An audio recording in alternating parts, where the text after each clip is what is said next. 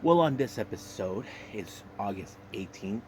We continue with day 7 of the 5-star Grand Prix by Stardom.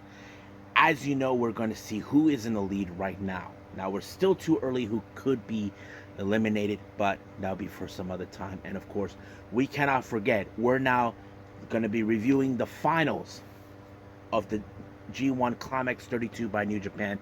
Who will walk out? Will Ospreay be confident enough, believing himself that he has what it takes to finally beat Okada, or Okada will finally win 2 consecutive G1s? As you know, last year he won it, but this time let's see what the Rainmakers got. And of course, we kind of forget NXT UK. As you know, they're still continuing with more on the NXT Championship tournament, which of course we already talked about on the previous episode about who won the tournament, but that's something we cannot spoil, but I can't wait to see how it goes. And of course, finally, we cannot forget Impact Wrestling, which is going to be interesting. As you know, we are now in the fallout of Emergence. But also, we got some news updates that we definitely got to talk about what's been happening in the world of pro wrestling. So, let's get ready for another episode of the Leader Wrestle Zone.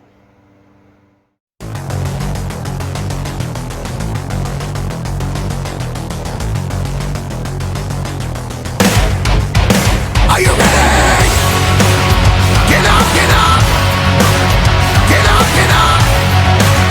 Get up, get up! Get up, get up! Get up, get up! Get up, get up!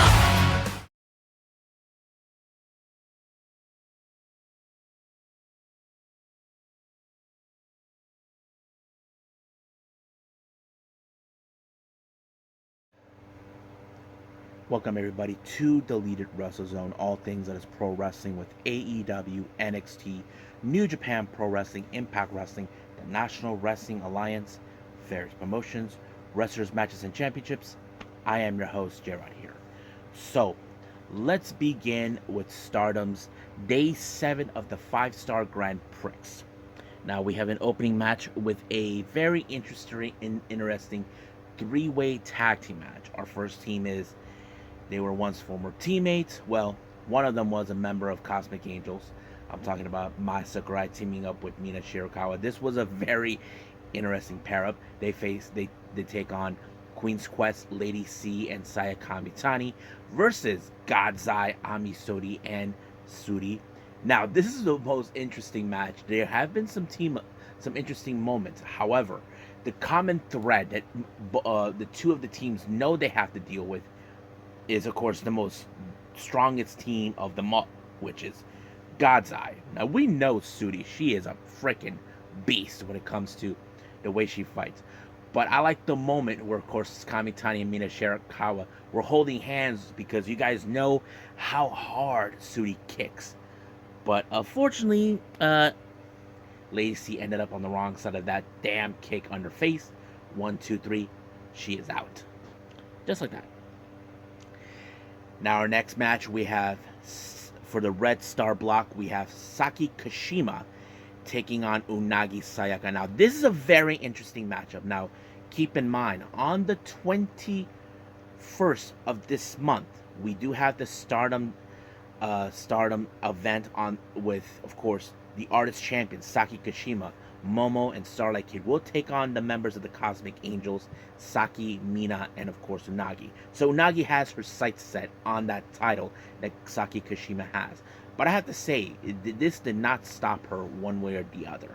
You know, Unagi, who's been winless the entire time of the tournament, somehow was able to pick up a very impressive victory against Saki, and she won. I was impressed by her.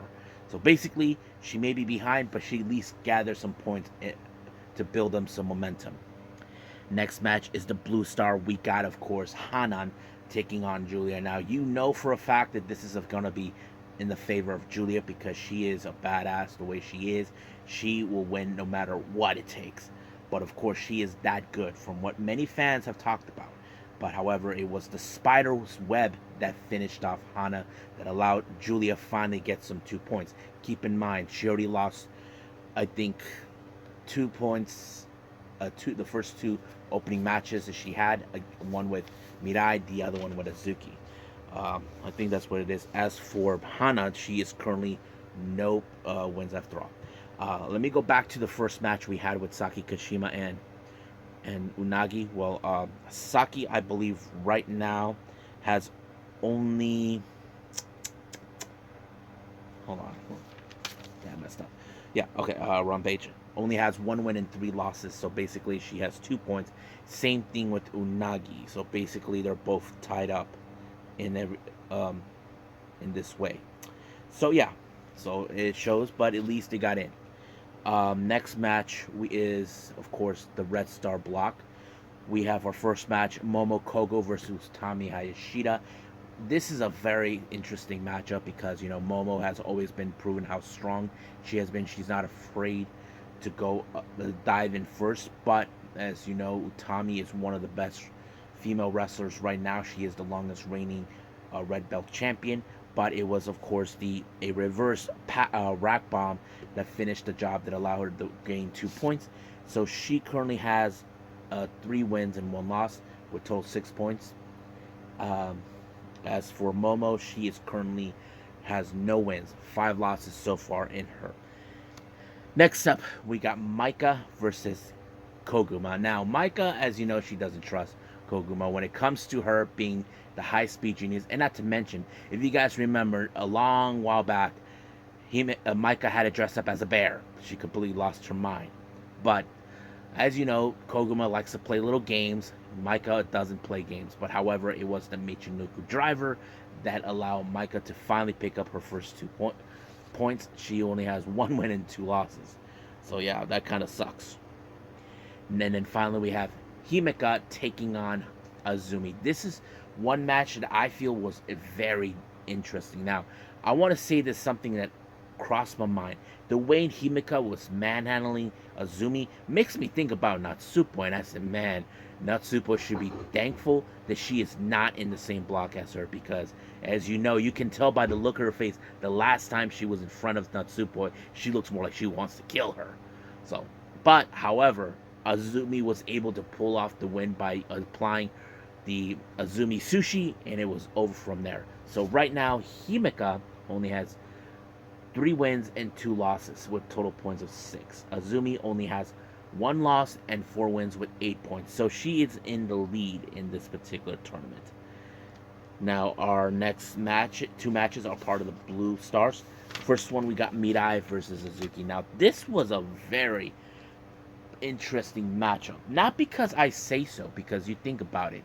You got Mirai, who is one of the fan favorites. Fans love Mirai. She has been making headways, you know, turning heads around, winning the fans, that kind of thing. Azuki, who's on a return path, you know, ever since she came back to Stardom, looks more like she hasn't missed a beat, looks more like she has gained strength. But it took every ounce to put him away, but it took 3 combinations for Azuki to finish off Mirai. First it was a diving senton bomb, and then like a power slam, and then finally the brain buster, giving her the win. So right now I believe Azuki, she is currently undefeated with 10 points.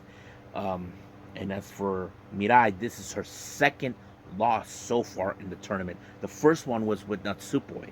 So basically she has 3 wins and 2 losses. Now, I want to say this right now before anything.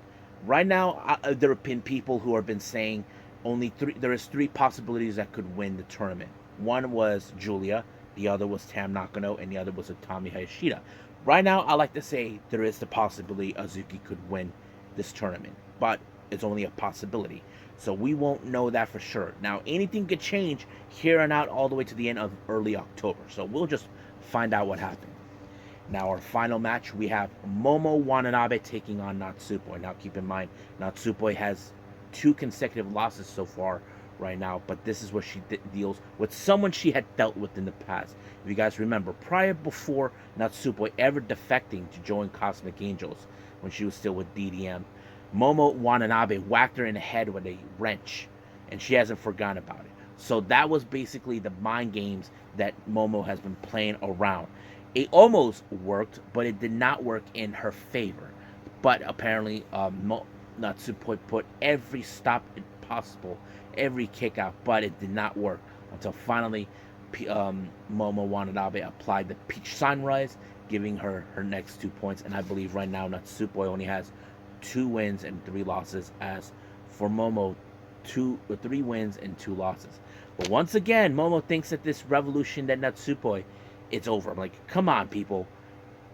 It's never over until then. But if Natsupoi and Tam win the Goddesses Tag titles, that means the revolution has just begun. So don't count her out on that yet. So we still got a long way to go on that. So I think that's pretty much it. I will be also, I think that's pretty much it with that. So let's move on with the G1 finals.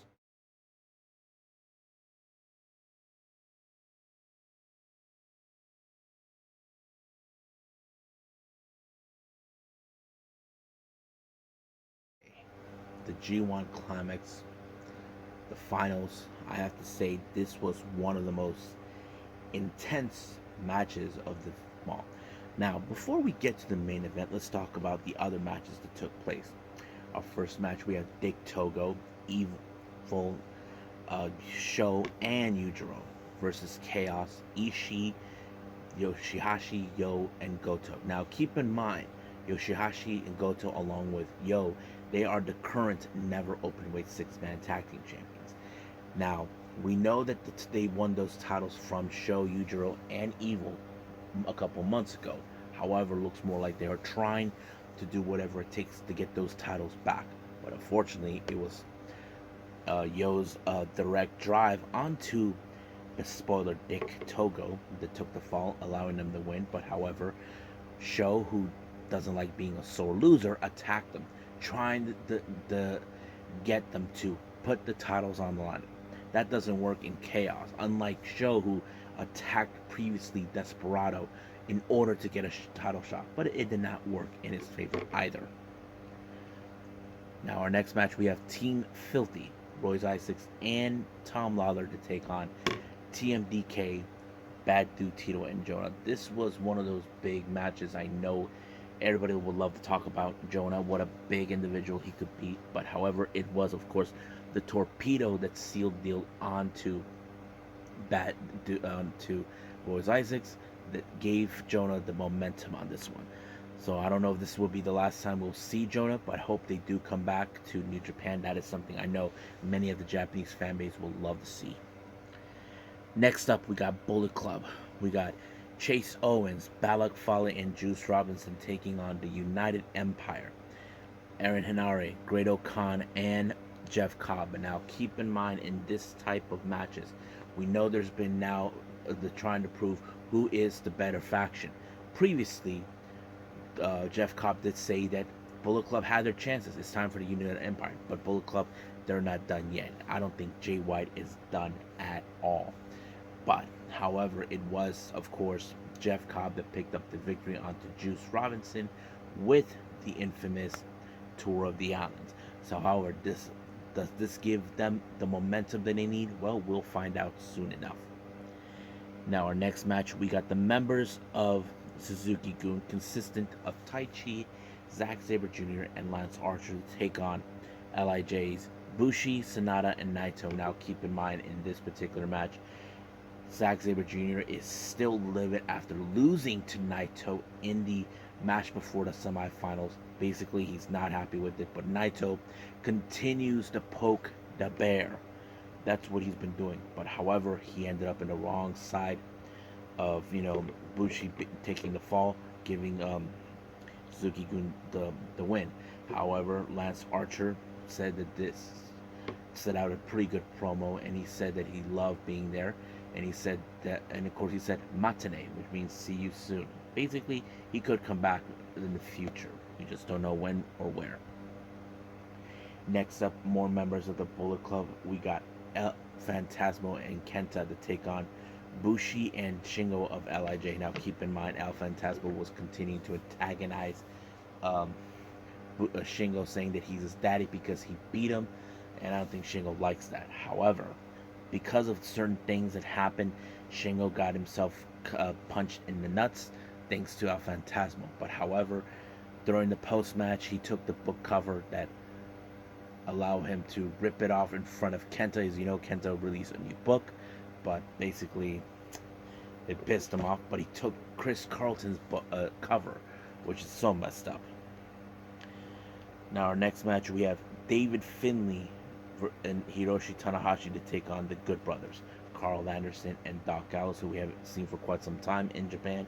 I thought this match was pretty interesting, but however, Doc Gallows hasn't forgotten the humiliation he suffered in the hands of Yano, who punched him in, who gave him punched him in the groin once again, and this time he antagonized Doc Gallows, leaving Carl Anderson for the loss. However, it was, of course, Tanahashi with the high five flow that allowed him to win the match.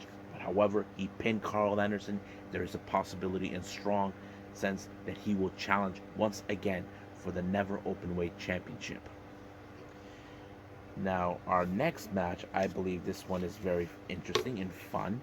We have, of course, Kushida teaming up with Tama Tonga along with Yado, taking on Bullet Club's Taiji Shimuri and Jay White, along with that Sleep Weasel Ghetto.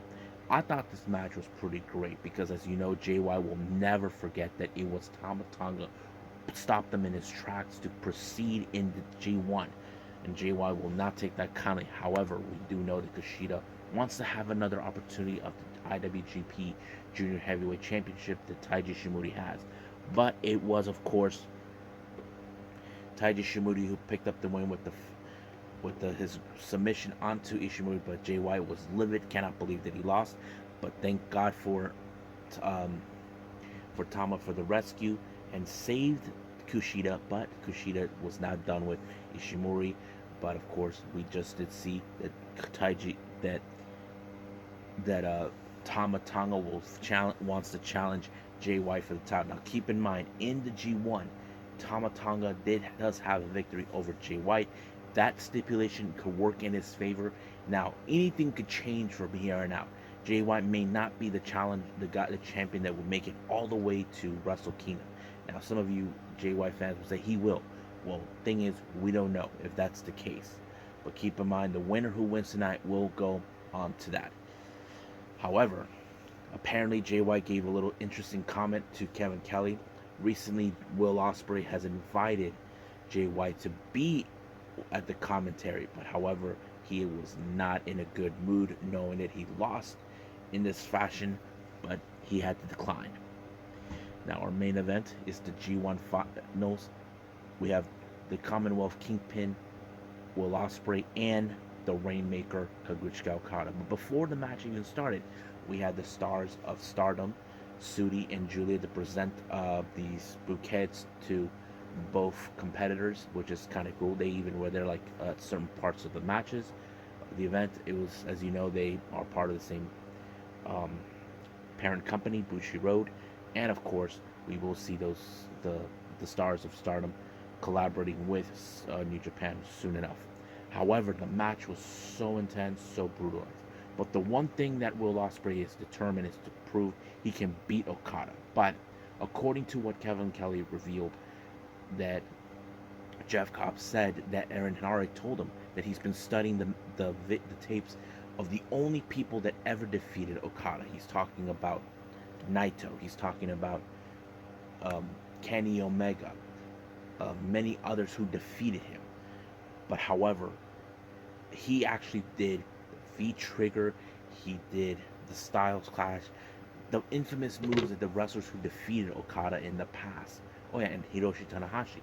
However, it did not work. But according to what Okada said at the post-match comments, that this was the sign of desperation by Will Ospreay, and that was possibly his downfall. But however, it was the Rainmaker that sealed the deal for him, for Okada to become once again second time winner of the G1, and he will be heading to Wrestle Kingdom. However, in the back, Ospreay was not in a happy mood, but he could not get a break as soon as David Finlay shows up demanding for a shot of the United States title. However, he did say to Ospreay, you name the place and the time. So basically, that's what he wants. But as for Okada, we will see what's going to take place in the future. But keep in mind, he will have that contract, and anybody could challenge for that to go to Wrestle Kingdom. It has happened before with Kota Ibushi, so we'll see about that. But right now, let's move on to our next review, NXT UK.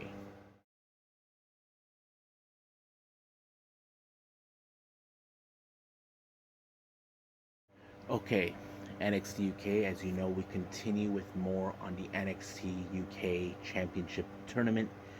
Our first match of that, we saw Trent Seven and Oliver Carter will be challenging, but Trent Seven did stated that he will be trying to get Oliver Carter to change his mind to allow him to proceed, but Carter's not going to do that because he reminded him, who was the one who defeated you for those NXT UK tag team titles?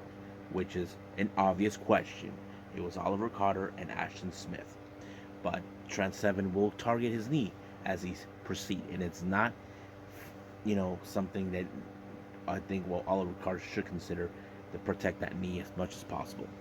Now, we have our first match with the NXT UK title tournament. In the first round, we have Joe Coffey taking on Mark Andrews. I thought this match was pretty good because it showed, okay, Joe Coffey, we have seen him time and time again where he challenges for this title, but he never wins it, and that kind of goes out in its own way.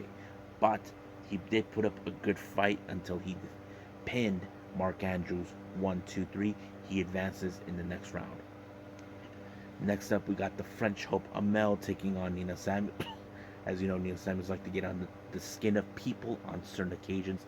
However, Amel does not take that kindly until she finally put away Nina Samuels and put her in her place once and for all. Now, next match, we got Chase U University's Andre Chase and Bodie Haver along with Day Hale to take on Eddie Dennis and Saxon Huxley. Now, Eddie Dennis claims that he's a better teacher than him, but he has the most unorthodox student ever, and we're talking about Saxon Huxley. I thought that match was very funny, but it was, of course, Andre Chase to win the match, and Chase U won it, but of course Eddie Dennis had to poke the bear with Saxon Huxley until he powerbombed him one way or the other. So I thought it was a pretty funny moment. Now, as you know, Noam Dar wants to get another shot of the NXT UK Heritage Cup against Mark Coffey. Mark Coffey is willing to allow it to happen, but he did stated that he's still going to walk out as champion because he doesn't represent the heritage stuff. So that's the kind of thing that is true, because he thinks that title is just an accessory. That's something that Melina would say in the past, but we'll see. Now, our main event is the NXT UK title tournament. In the first round, we have Kenny the Cockroach Williams taking on Tyler Bate. What a match! I have to say, it showed a lot of character with Tyler Bate, how much he wants it, and I do have that distinct feeling because he won with his Tyler Driver 97.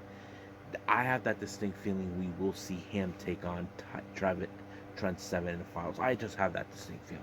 So we'll see what happens when we get. So let's move on with our final review, Impact Wrestling.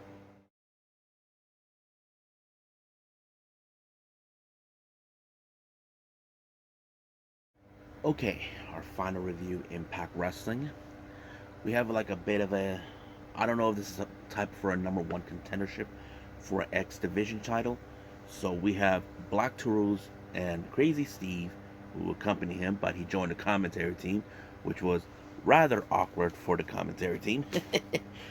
He takes on Laredo Kid versus Rey Horus versus Bandito. Now you can say this is all lucha libre type of style, high spots, however you want to call it. Now, to me, I don't think it mattered because they're all fantastic wrestlers.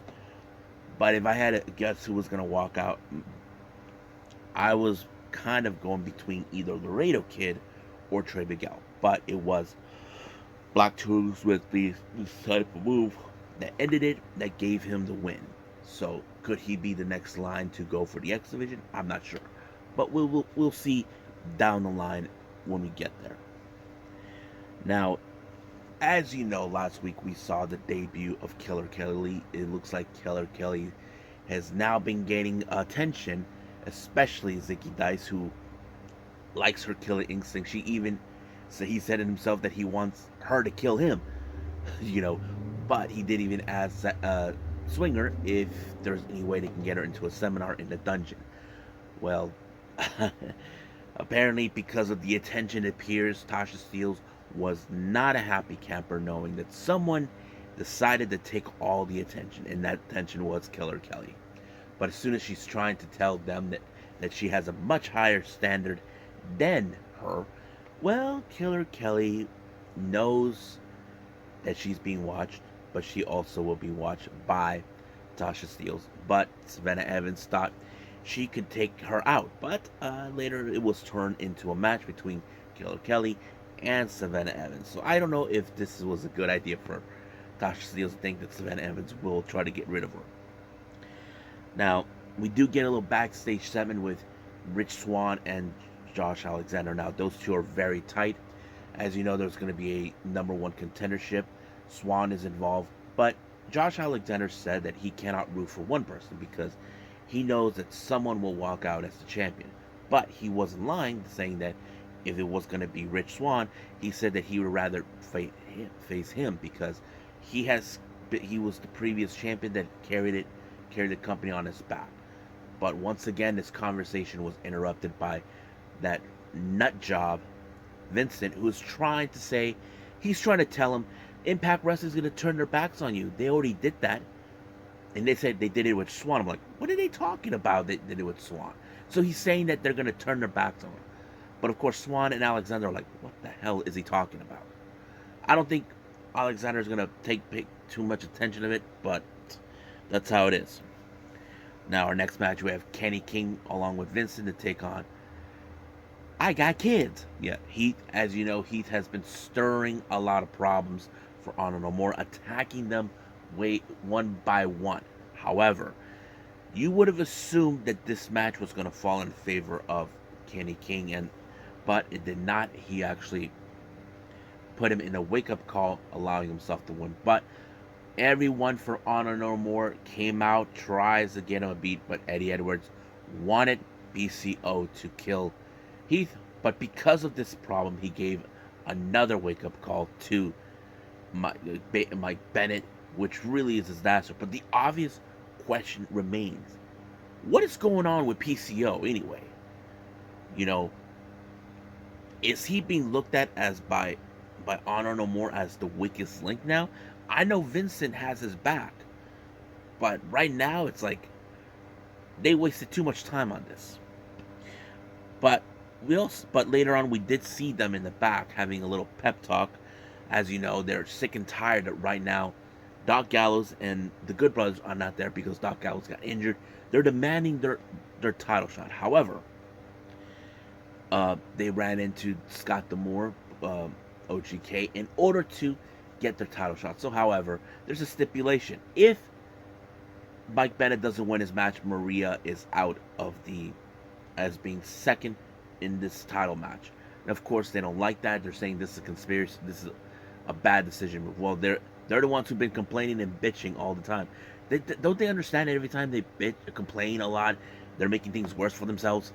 You know, I don't know if you guys noticed that. I feel like you guys complain too much, and you're making things worse. Now, I like this new combination of trios that come around. We have, of course, Alex Shelley, who is the middle of it. He has teamed up with two different partners in his past. One, of course, is the infamous Chris Sabin as the Motor City Machine Guns. And the other one, his time splitter partner, what's his name, Kushida.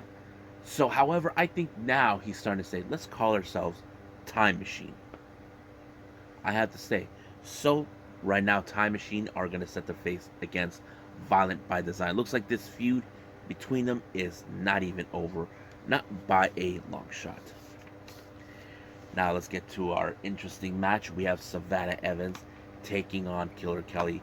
This match, you know that this is the kind of match where Tasha Steelz wants to see Savannah Evans break Killer Kelly, saying that no one comes here and takes everything. Well, I think Savannah might have bit off more than she can chew because there was a moment she had one hand choking on Killer Kelly and Kelly grabbed her other hand and tried to choke her. I don't know what Savannah is like confused. What the hell? So it's basically kind of like telling her, "Come on, choke me out." But I don't know what. But Savannah is like, "What the hell did I got myself into?"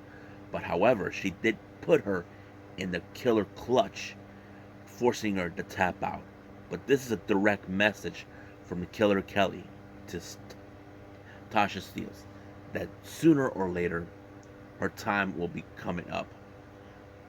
But of course, the obvious question does remain: is this? This is what one thing that I'm starting to see. Tasha Steelz has always been proclaiming herself as the Boricua badass.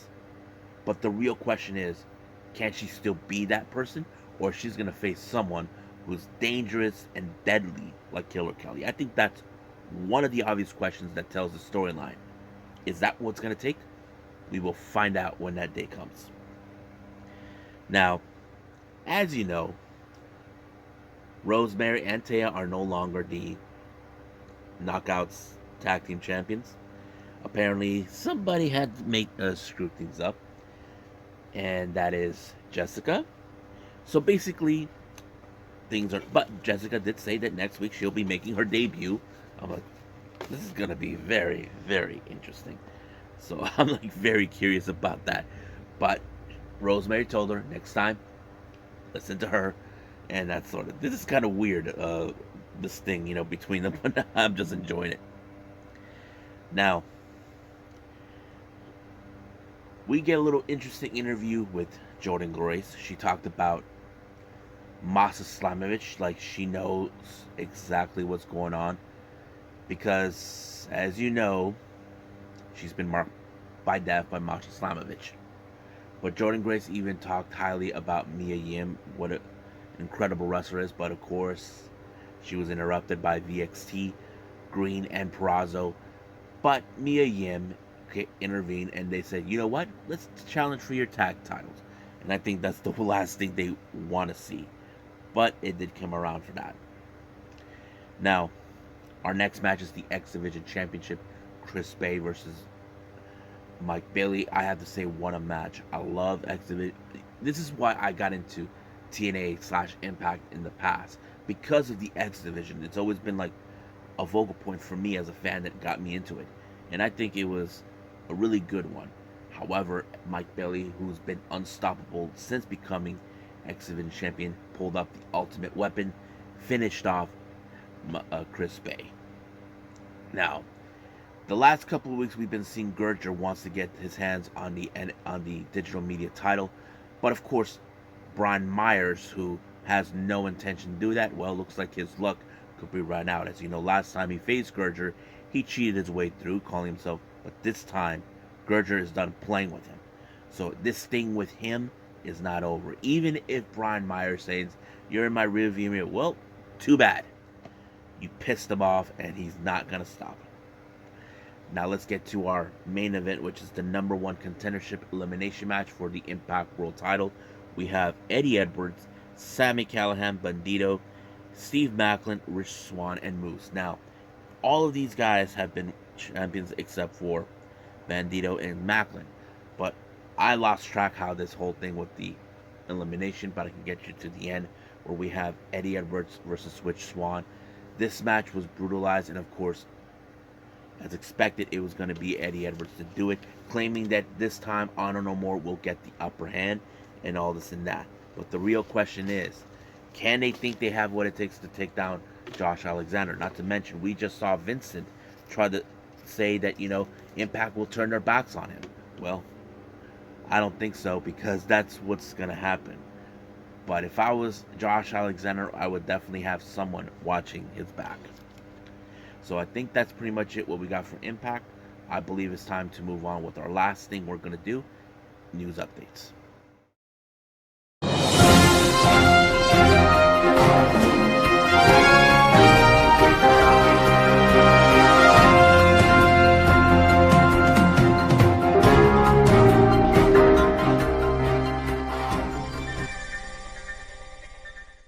Okay, news updates. You guys may have heard what's been going on in the world of WWE. Well, this is the most interesting developments that have been going on. Let's start the first one. NXT UK releases. Now, this was a very strange thing I've heard. Now, we have seen recently the members of the roster showed up at NXT 2.0. We saw Blair Davenport, we saw the Gallows Boys, we even saw Tyler Bate. But the obvious thing is, what does this mean? Now, those are saying that this could be the start of the worlds colliding. If you guys remember, a couple years ago there was a bit of a clash between NXT and NXT UK. Well, I don't know if that was the case, but however, it was reported that there was been the roster from the NXT UK brand has been released. Here are the ones who have been released: Flash Morgan Webster, Mark Andrews, Amel, Jake Stars, Dave Mastiff, Wildboard, Amelia McKenzie. Now, I could say maybe the entire roster of NXT UK. That's something that is unclear, but we don't know why. But there is the possibility relates to this on the second part of this WWE update. It was announced that there's going to be a brand new NXT brand, NXT Europe. Now, it's no secret in the past Triple H has determined to expand the NXT brand. I mean, there was talks about NXT Mexico, NXT Japan, NXT India. Now there's NXT Europe. Now they're saying this is going to be launched on 2023, but this one will be more of an international setting. Now, I don't know exactly how much this is going to be, but I don't know if any of the wrestlers will be participating or they're just done with it. I don't know. There's still some unanswered questions on that. So I feel like maybe NXT UK is maybe slowly fading away, the shutdown, to make room for NXT Europe. I think that's the obvious conclusion. But there's many names that I did not mention here, like Trent Seven, Tyler Bate, the Gallows, Blair Davenport. I feel like those names were never, were mentioned. So it's possible we could see them on NXT 2.0. That's the obvious thing that I could definitely see. Now, but why is NXT UK? There was reports about saying they're dealing with financial status. I'm not sure because, as you guys remember, things haven't been well for them since the start of the pandemic, all of that. But we'll find out soon enough. Now, in relations to WWE, Lucha Libre Online revealed that it looks like Cora Jade has started a relationship with Braun Breaker. Now, last time I heard, she was in a relationship with Blake Christian, who was known as Trey Baxter at the time. So it's safe to say that maybe there's the possibility they ended things, and now she began to date Braun Breaker. Now, it's no surprise then when we see wrestlers who date people who are from other promotions or still in independence, they end things, they move on with someone within the company. That's always been that kind of scenario. But it's still not yet 100% confirmed, but they said it's happening. But we'll see what happens once it's on her. If it's I'm going to say this is official, but unofficial at the same time. All right. I think that's pretty much it on that part. So let's move on to the next update. You guys may have saw what happened. It may announced on the G1 finals. New Japan Pro Wrestling makes their return to New York City for Rumble at 44th Street at the Palladium. I'm so excited because right now they even announced that they're going to bring in the members of the roster of Stardom. This is huge right here. Now, as you know, we got that joint show taking place in November, which I'm excited. I know everybody is, and not to mention they're going to start the IWGP Women's Championship. That's going to be good too. So I'm excited for that. Now, in relations to New Japan, Stardom has announced a very sad disappointment thing. Kairi Sane, as you know, she was set to face against Saya Kamitani this weekend to take on for the white belt, but unfortunately she has to be pulled due to poor physical condition. Now, this was not by the time this episode will be released, the following day, since today is Thursday. Next time will be Friday. Uh, it'll be announced something about the white belt. As you know, there's talks about, okay, if there's not going to be a match, what's the meet if who's going to take on Saya Kamitani. So hopefully by then I'll get the answer, but we'll find out then. Now, speaking more on the Joshi Wrestling front, West Coast Pro has announced that they're going to have, for the first time ever, a Joshi wrestler making her debut, and this one's coming from Marvelous. We got Mio Momono, who will be at the Ride the Lightning show on the 8th of October, which is exciting. So, if you guys ever seen Mio, she's part of the Marvelous promotion, and yeah. Now, our last update, we got the Gatoh Move. This is for the Phoenix Rises event taking place on the 15th of September. One match has been announced. We got Chiko Chikawa teaming up with Sayaka to take on Daisy Monkeys of Suzumi and Arisu Endo of Tokyoshi Pro. This is going to be exciting. Now, keep in mind, Suzumi has made an appearance in Gatoh Move twice. So, looks like she's going to bring in her tag partner, Arisu Endo, to take on Chi and Sayaka. So, I'm kind of excited for this. Now, keep in mind, if you guys see these matches from Gatoh Move, it takes like a week for them to upload on their page. So, we'll see what happens then.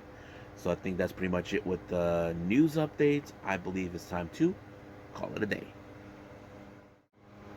Well, I hope everybody enjoys this episode. Coming up, as you know, we got AEW Rampage taking place, and of course, NXT Level Up. Now, if there's any other reviews that I haven't done yet, I know there's some I haven't seen, like GCW, Homecoming, both parts.